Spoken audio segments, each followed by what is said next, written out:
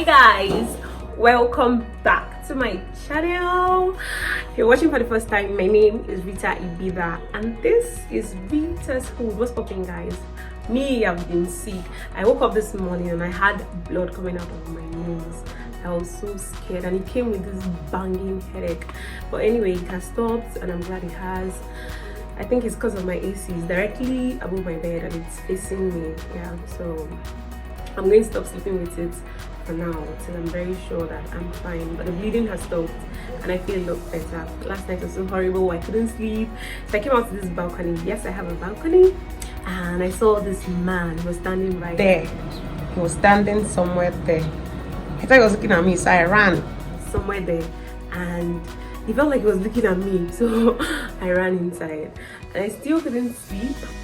But seeing that thing actually scared me somehow, and it reminded me of this stalker experience I had when I was in school. Yeah, there's this cocoa powder that my neighbor introduced to me. It's very relaxing. It has a lot of antioxidants, and when you take it, the effect is as good as a sleeping pills effect. Yeah. So I'm just going to go inside, make this cocoa powder, and I'll give you guys my stalker story. Let's go.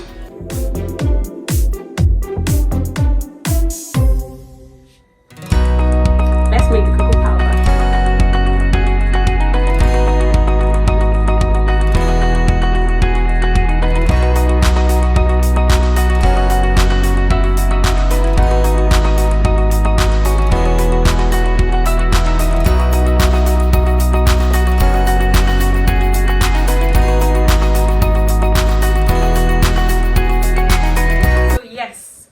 I had a stalker, and it was one of the most horrible, scariest experiences I have ever had. And to think I was very young at the time, I was 17 and very ignorant and confused and rude.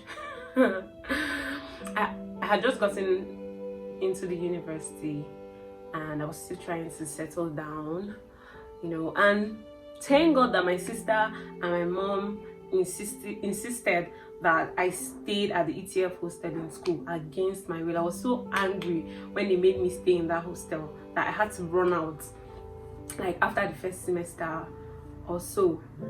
But thank God they made me stay there, because this guy that stalks me in school, I'm sure he would have come to my lodge to carry me or something, because he was really bad.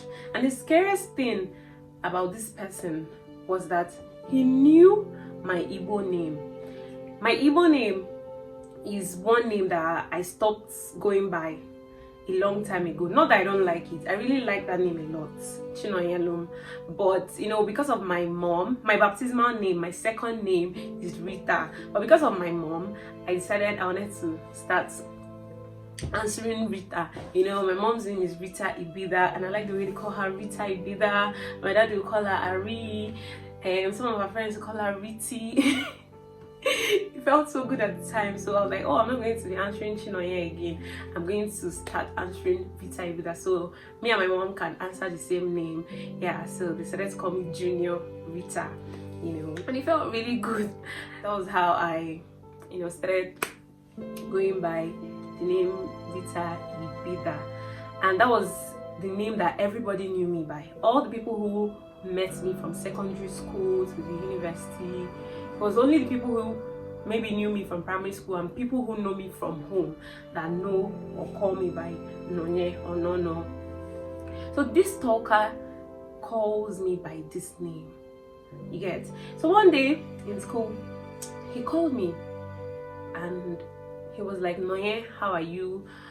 Said his name was Hillary and that he had already graduated from school, but that he still has issues with his project and he was trying to sort it out.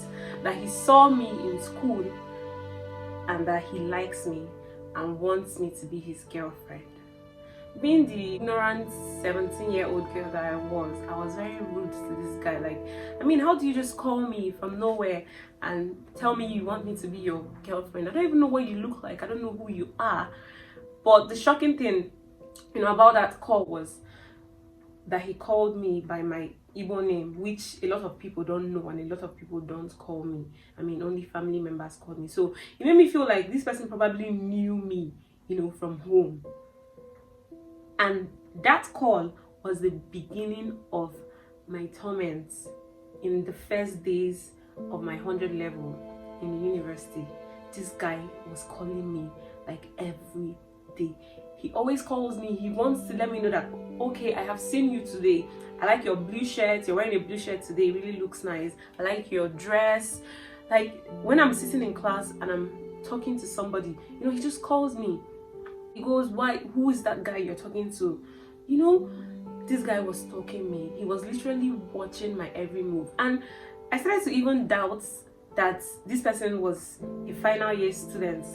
I started to feel like maybe this person was my classmate. Maybe this person is the same class as me. Because you cannot tell me this person does not have anything he's doing. He just keeps watching me. I could not even move around in school alone because I was always scared. I was always conscious. You see me, I'll be rolling my eyes like teeth, looking to see if I could see this person. He kept calling me, and initially he wasn't very rude. He wasn't threatening. He was calm, but then he would wait till it's dark and then he'll call me and say, "Noye, come out, come to the Love Garden. There's this place. It's a Love Garden in our school." That year, he said, "Come to the Love Garden," and it was already dark. Everybody had gone home. People had gone back to the hostel, and the classroom area was already quiet and dark. And I'm scared. I'll say, "No, I won't come out." Then he started to get angry with me because I refused to come out. Not that I didn't want to meet this person. In as much as I was scared, I still wanted to meet this person, because this person who has this kind of time to be following me around school and telling me what color of shirt I'm wearing that on a particular day, and telling me what kind of dress I'm wearing on a particular day, and telling me in what place I am and who I am talking to. It was really scary, but I wanted to meet this person. But then I was scared because he would always wait till it's dark to tell me where to come to, tell me to come to the Love Garden, tell me to come to one department or the other, and I was scared, so I refused to see him at night. I told him I was going to see him, but not at night. And the bad thing about that situation was that I couldn't tell anybody. And this is one bad thing with me. I'm overly confidential. Especially when I was younger, I was stupidly confidential. Even my mom still calls me the confidential child. I am overly confidential. When I have a problem, I don't know how to say it. I don't know how to talk to anybody about it. I always have that feeling that I can deal with this, and that was what I thought. I thought I could deal with it. That maybe one day I was going to see this guy, and I don't just know what I was thinking, but I felt I could deal with it. So I kept talking to this guy, having him threaten me for not wanting to come out, at dark hours. And somehow I was feeling like I could deal with it. I couldn't tell anybody. I couldn't tell my parents. I couldn't tell my sister. I couldn't tell my siblings. I just felt I could deal with it until it got very bad. On one of the occasions, I was standing in front of the library with some of my friends, and then he called me and asked where I was, and I lied. I said I was inside the library and I was reading, and it was taking calls in the library was prohibited. So I was even rude, telling him he was making me take calls in the library, and then he told me I should stop lying, that he's looking right at me standing in front of the library. I was scared, and I told him, well, I'm about entering the library. That was why I said I was in the library. And he was like, I should not think I can play games with him, or I shouldn't think I can lie to him, that he's watching me. He knows my every move, and he knows where and how to get me. He kept threatening me and kept scaring me till it got to a point where I could not handle this again. And I knew if I did not tell someone that this person was going to maybe threaten me enough for me to succumb one day and meet him in the dark, and maybe he would have just done something wrong with me, because already I was living in fear and I couldn't go to anywhere. I couldn't do anything.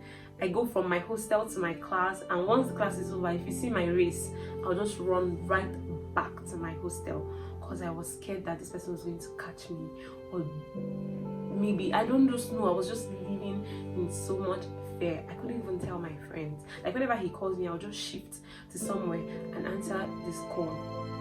You know, I thought of blocking him, but blocking this person, I'm sure he would have found another way or another number to call me with.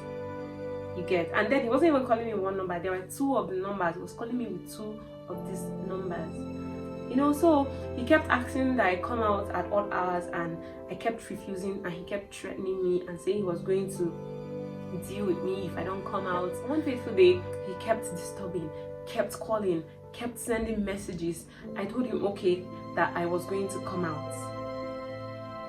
For some reasons, I just wanted to go and meet this person and maybe end it, because that particular day it wasn't so dark, or it was already evening and the classroom area was already empty. People had gone home and people had gone back to the hostels. But the fear did not let me go, and maybe he waited or something, because I already said I was going to come out, and I think he was very angry with me. So he called me back, threatened me, and told me to never leave the school gates. That any day I leave the school gates, that was never going to come back. That was what he said to me. I was so scared, and I just knew I had to tell someone. And then in the school, there was only one person that I knew, because I had just gotten there. He's my brother-in-law's nephew. Yeah, he was my in-law, my sister's husband's nephew, AVB. So I called Chemeze. I told him that please, somebody has been threatening me, and he threatened that if I leave the school gate, I will not come back. So he was angry with me as to why I didn't tell him earlier enough. You know, so he took me to the anti-cult squad. Yeah, we had the anti-cult squad that year in school. Initially, I was very scared. I told him no, I didn't want to report this person because I was very scared. And you know, these kind of things, you report them and maybe they don't get caught and they come after you. So I was very scared. I didn't want to report him, but he literally dragged me to that place. They made me write a statement and write everything I knew about the guy, and I gave them his name, his number, and he said he was an engineering student. But engineering was so big. Where do you start looking for somebody without a face from? So I don't know, maybe they tried to call him, but then they told me that we're going to set him up. Again, I was scared, but I agreed. They told me to call the guy and tell him to come to SUG. We had this SUG restaurant. We call it SUG canteen then in school. They told me to tell this guy to come to the SUG canteen. And I called him and I told him that we should meet at the SUG canteen. And for some reasons, the guy did not even hesitate. He was like, okay, he was trying to see his supervisor for the projects he had issues with, and that he was going to come to the SUG canteen and meet me. So I went to the SUG canteen with this, my in-law, to wait for this guy. And these anti-squad guys, they were sitting in a hidden part of that SUG canteen. Yeah, the SUG canteen then in my school, it had this hidden part that if you're sitting there and someone doesn't walk over to that side, nobody would know that you're sitting there. So the place is hidden. These anti-squad guys were sitting there, and I was sitting on the normal side with my in-law, waiting for this guy to come. We waited and he didn't come. After a while, he called me and he was angry. And he started to say that, so I was trying to threaten him, that he just left that canteen, that who was the guy that I was sitting with, that so I want to set him up. I called the what am I saying? I called the anti-squad guys to arrest him. That so I think he doesn't know that the anti-squad guys are sitting in that hidden part of the canteen. And I was scared and shaking. I was now lying. I told him no, I didn't want to set him up. That I didn't know. I was just blabbing. So he now started to threaten me. Told me that I should watch my back. I should always watch my back in school. That he was going to deal with me, and reminded me to never leave the school gate. That if I ever leave the school gate, I was never going to come back into the gate. Like I was going to go missing. I was so scared. I told my in-law. We went back to the anti-cult squad and told them what happened, that the guy probably came to the canteen and saw me sitting with the guy, and maybe got an info that they were there and he left, or he sent someone that we didn't know. But I told them what he said to me on the phone, and he was like, okay, and they were like, okay, I shouldn't worry, that they were going to deal with him, they were going to take care of it. But that didn't help, because I was still very scared. And for some reason, after that day, he never called me again. Like, that was the last day I ever spoke to him, and the last thing he said to me was to always watch my back, and that if I ever leave the school gates, that I was going to go missing. And he kept ringing in my head. I never left the school gates because I was scared this person was going to catch me, kidnap me, or do something very bad to me. But he never called me again. I don't know what the anti-cult guys did. I don't know whether they caught him. I don't know whether they called him. But he just never called me again. But I was still scared. But although with time, when the calls stopped coming, I started to readjust, get over it, and slowly I started to, leave the school gate. But I wasn't going far because I was still always scared. And that was how somehow they got this guy off my back. But that experience was very horrifying. You can imagine just walking down the road and someone calls you up and says, hey Noye, you look very beautiful today, I like your green dress. Like, he's trying to let you know that, oh, I'm watching you right now. And I'll just be turning my eyes, looking to see if I could see anybody suspicious. But there are a lot of people passing by, and you cannot tell who exactly it is that is stalking you. It was so bad. Imagine it now. Like, that experience was very horrible. And the bad thing about it was that I couldn't tell anybody. That is very bad, honestly. And I'm very glad that I told my in-law, because imagine he did not report that guy, or he didn't help me report that guy to those anti-cult squad. Maybe he would have done something worse to me. Maybe he would have even caught me, or maybe he would have threatened me enough, to succumb and meet him, and I don't know what would have happened to me. But I'm very glad I found the courage, to report him. And honestly, I feel like when people are going through stuff, they should just talk to somebody, especially scary things like this. They should just talk to somebody, and you never can tell. But I also understand that fear can make you do some very stupid things, And then again, I was rude to this guy. Like, the first day he called me and said he wanted to be my boyfriend, and he likes me, I was like, who is this one? Where did this one come from? Like, I was so rude. 17 and ignorant. I was so rude to this guy, and he could have been a cultist, he could have been anything, and he was even patient in the beginning. Imagine he was not. I don't even know how that whole story would have turned out if my in-law didn't help me to report that guy. But anyway, I thank God that is in the past, and I don't ever pray for that to happen to me or anybody again. It's really horrifying, because I was living in so much fear and I couldn't even tell anybody. Anyway guys, that is my stalker story. I hope you enjoyed it. And this cocoa powder, I didn't know cocoa powder was this nice. This particular one is very relaxing. It helps you to sleep. It's just my remedy these days. When I have my unusual insomnia, I just take it and I just sleep off. It's so nice. Anyway, hope you enjoyed my story. Please leave a comment and like if you've had any stalker experience. I would like to hear your own story as well. And please do subscribe to my channel. And leave a nice comment for this pretty girl. And thank you guys for listening. I love you. Bye.